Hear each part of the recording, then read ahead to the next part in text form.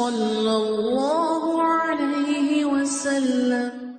اعوذ باللہ من الشیطان الرجیم، بسم اللہ الرحمن الرحیم، والصلاة والسلام علی رسولہ الکریم۔ بخاری شریف کتاب الجمعہ، اور اس میں ہم پڑھ رہے تھے جمعہ والے دن تیل لگانے کا بیان۔ اس میں ایک حدیث ہم نے پڑھی تھی، 2 احادیث اس ضمن میں اور ہیں، وہ آج ہم پڑھیں گے۔ حدیث 844 اور 845۔ 844 حدیث جو ہے یہ حضرت ابن عباس رضی اللہ تعالیٰ عنہ سے، عن زہری عن طاؤس قلت لابن عباس۔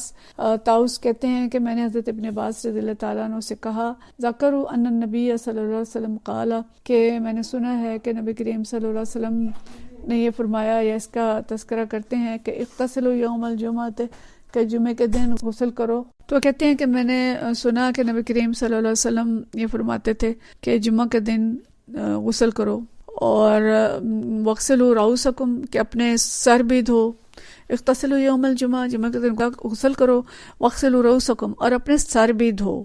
وَإِن لَّمْ تَكُونُوا جُنُبًا، حتیٰ کہ تمہیں جنابت نہ ہو، یعنی جو جنابت کا غسل ہے وہ نہیں ہے، اس کے علاوہ بھی تم غسل کرو تو اپنا سر بھی دھو۔ وَأَصِيبُوا مِنَ الطِّيبِ، اور جتنی خوشبو تمہیں ملے خوشبو لگاؤ۔ قال ابن عباس فرماتے ہیں، اما الغسل فنعم، جو غسل کی بات ہے وہ تو ٹھیک ہے، واما الطیب فلا ادری، اور جو خوشبو کی بات ہے وہ مجھے نہیں پتا۔ اگلی حدیث میں پڑھ لیں، پھر ہم اس کی تفصیل دیکھتے ہیں۔ 845، اور یہ جو حدیث ہے یہ بھی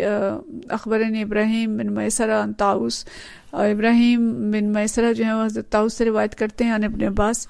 اسی طرح سے حدیث ہے انہ ذکر قول النبی صلی اللہ علیہ وسلم فی الغسل یوم الجمعہ، وہ کہتے ہیں کہ میں نے حضرت ابن عباس سے جمعے کے غسل کے بارے میں تذکرہ کیا، اور میں نے اس سے پوچھا کہ بھی جمعے کا غسل، فقلت لابن عباس، تو ابن عباس جو کہتے ہیں کہ انہوں نے فرمایا کہ ایمس طیبا و دہنا، کہ غسل کے ساتھ کیا وہ خوشبو اور تیل بھی لگائے، ان کان عند اہلہ، کہ اگر اس کے گھر والوں کے پاس خوشبو ہو تو وہ لگائے۔ فقال لا اعلمہ، انہوں نے کہا کہ میں یہ نہیں جانتا۔ تو یہ چیز جو ہے کہ یہ پوچھ رہے ہیں زہری طاؤس حضرت ابن عباس سے کہ جمعے کے دن صرف غسل ہی ہے یا خوشبو اور تیل بھی لگانا چاہیے؟ تو حضرت ابن عباس یہ فرما رہے ہیں کہ مجھے نہیں معلوم، غسل کا تو مجھے پتہ ہے لیکن یہ میں نہیں جانتا۔ تو 2 پہلو اس میں ہو سکتے ہیں، حضرت ابن عباس کے علم میں یہ حدیث نہ آئی ہو جو ہم نے پیچھے پڑھی ہے، جو تیل لگانے کی اور خوشبو لگانے کی، تو انہوں نے اس میں کہہ دیا کہ یہ مجھے نہیں معلوم۔ اور دوسری بات یہ بھی ہو سکتی ہے کہ خوشبو اور تیل واجب نہ ہو، غسل تو واجب ہو، غسل تو ہو کہ بھی کیا جائے لازمی، لیکن یہ جو ہے ضروری نہ ہو۔ دونوں پہلو ہو سکتے ہیں۔ لیکن صحابہ کرام رضوان اللہ مجمعین کے بارے میں ہم یہ جانتے ہیں کہ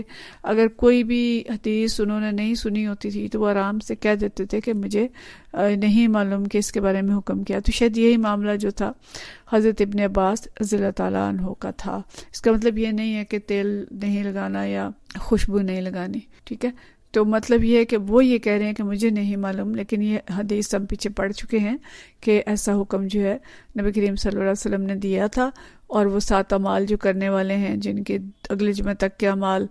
بخش دیے جاتے ہیں، تو اس کے اندر تیل لگانا اور خوشبو لگانا شامل ہے۔ اگلا باب ہے باب یلبس احسن ما یجد، کہ جمعہ کے دن موجود لباسوں میں سے عمدہ لباس پہننے کا بیان۔ مطلب یہ کہ جمعہ کے دن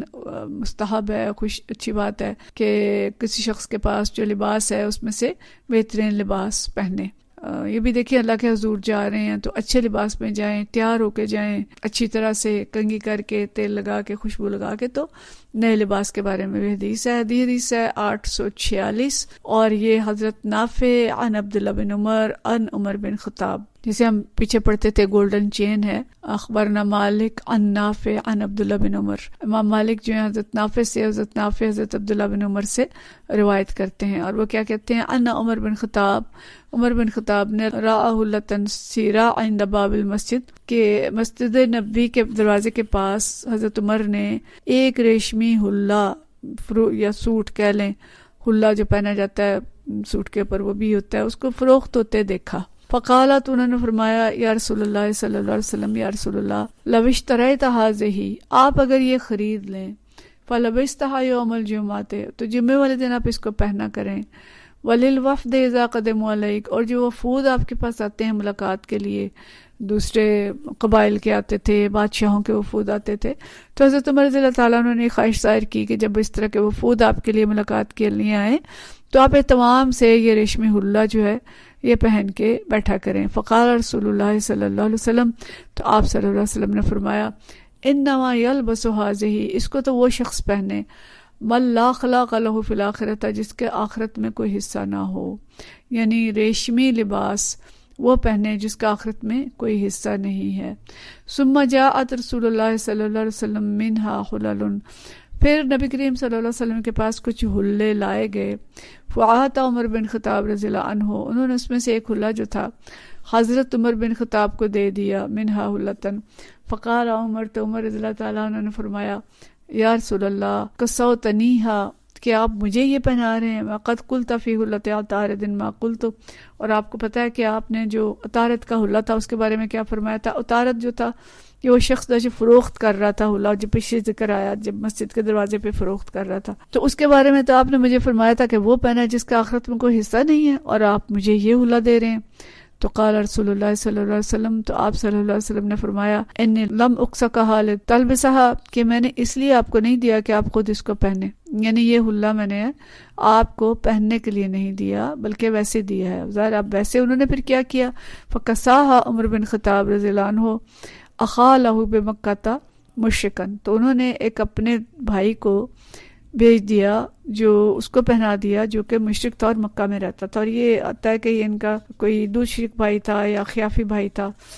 جس کو انہوں نے بھیج دیا، وہ مشرک تھا اور اس کے لیے جو ریشمی حلہ ہے وہ پہننا منع نہیں تھا۔ تو اب یہاں پہ جو چیز ہمیں پتہ چل رہی ہے کہ حضرت عمر رضی اللہ تعالیٰ عنہ اس بات کے قائل تھے کہ جمعہ کے دن ایک شخص کو بہترین لباس پہننا چاہیے، اور اگر کوئی وفود وغیرہ آتے ہوں تو اس وقت بھی ایک شخص کو جو کوئی ذمہ دار ہے اچھے لباس میں ان وفود سے ملنا چاہیے۔ نبی کریم صلی اللہ علیہ وسلم نے اس چیز کی نفی نہیں کی کہ جمعہ کے دن بہترین لباس نہ ہو، اور نہ یہ کہا کہ وفود سے ملتے ہوئے اچھا لباس پہنا جائے، بلکہ جس چیز کی نفی کی وہ ریشمی لباس تھا۔ اور ریشمی لباس کے بارے میں ایک بات تو یہ فرمائی کہ ریشمی لباس وہ پہنے جن کا آخرت میں کوئی حصہ نہیں ہوتا، یعنی مردوں کے لیے ریشمی لباس جو ہے وہ ممنوع ہے۔ اور یہ حدیث باقی جگہوں پہ آئی ہیں، سنن ترمذی کی حدیث ہے کہ ریشم اور سونا جو ہمارے مرد ہیں ان پہ حرام ہے اور امت کی عورتوں کے لیے حلال ہے۔ حرم لباس الحریر وذهب على ذکور امتی واحل لاناثهم، کہ امت کے مردوں کے لیے ریشمی لباس اور سونا حرام ہے جبکہ عورتوں کے لیے حلال ہے۔ تو یہاں پہ اس چیز کا تذکرہ ہے کہ ریشمی لباس مردوں میں سے وہ پہنے جس کا آخرت میں کوئی حصہ نہیں ہے۔ تو لیکن اس چیز کو منع نہیں کیا کہ جمعہ والے دن جو ہے وہ اچھا لباس پہنا جائے، بلکہ سنن نبی داؤد کی حدیث ہے جس میں نبی کریم صلی اللہ علیہ وسلم یہ فرما رہے ہیں کہ تم میں سے کوئی شخص جمعہ کے دن کے لیے عام کام کاج کے لباس کے علاوہ الگ سوٹ بنا لے تو اس میں کیا حرج ہے، یعنی جمعے کے دن کوئی الگ لباس بنا لیا جائے، اچھا لباس ہو جتنا ممکن ہو جو عام کپڑوں کے علاوہ ہو جو جمعے والے دن پہن کے آئے۔ اور ایک حدیث ابن شیبہ کے اندر ہے کہ آپ صلی اللہ علیہ وسلم نے فرمایا کہ جمعہ کے دن مسلمان جو ہے وہ مسواک کرے، اچھے کپڑے پہنے اور ممکن ہو تو خوشبو لگائے۔ تو ان احادیث سے ہمیں پتہ چل رہا ہے کہ جمعے والے دن اچھے کپڑے پہننا، صاف ستھرے کپڑے پہننا، یہ ضروری نہیں ہے کہ نیا جوڑا پہنا جائے، مطلب یہ کہ صاف ستھرے ہوں اور الگ ہوں تاکہ ان کے اندر عام کام کاج کے جو لباس ہوتا ہے اس کے اندر بدبو آ جاتی ہے، اسمیل آ جاتی ہے، تو اس کی بجائے اچھا لباس پہنے جس کے اندر کوئی اسمیل وغیرہ نہ ہو۔ تو اس حدیث سے جو چیزیں ہمیں پتہ چلیں اس میں یہ کہ ریشمی لباس پہننا مردوں کے لیے حرام ہے، مرد ریشمی لباس نہ پہنے، مساجد کے دروازوں کے باہر خرید و فروخت جائز ہے، اور کوئی کپڑا ایسا ہے جس کو پہننا جائز نہیں ہے لیکن اس کو خرید و فروخت کی جا سکتی ہے کہ ریشمی کپڑا اگر مردوں کے لیے جائز نہیں ہے تو خرید کے اپنی خواتین کو دے سکتے ہیں کہ وہ پہن لیں، یا ہدیہ جو ہے کسی غیر مسلم کو ایسی چیز کا دیا جا سکتا ہے جو کہ مطلقاً حرام نہ ہو، یعنی جو جیسے مشرک اس کو پہن سکتے ہو تو ان کو وہ ہدیہ دیا جا سکتا ہے۔ اور یہ بھی پتہ چل رہا ہے کہ نبی کریم صلی اللہ علیہ وسلم بہت سخی تھے اور صحابہ کرام رضوان اللہ مجمعین کو ہدیہ دیا کرتے تھے، تو ہمیں بھی عطیے اور ہدیے جو ہیں ایک دوسرے کو دینے چاہیے اور احسان کرنا چاہیے، اور قریبی رشتہ دار اگرچہ کافر ہی کیوں نہ ہو اس کے ساتھ صلہ رحمی بھی کرنی چاہیے اور اس کو ہدیہ بھی بھیجا جا سکتا ہے۔ اور اسی میں جو چیزیں ہیں میں وہ یہ کہ جمعے کے دن اچھا لباس پہننا مستحب ہے، اور اچھے لباس کا اہتمام کرنا چاہیے. ٹھیک ہے جی. وآخر دعوانا ان الحمدللہ رب العالمین.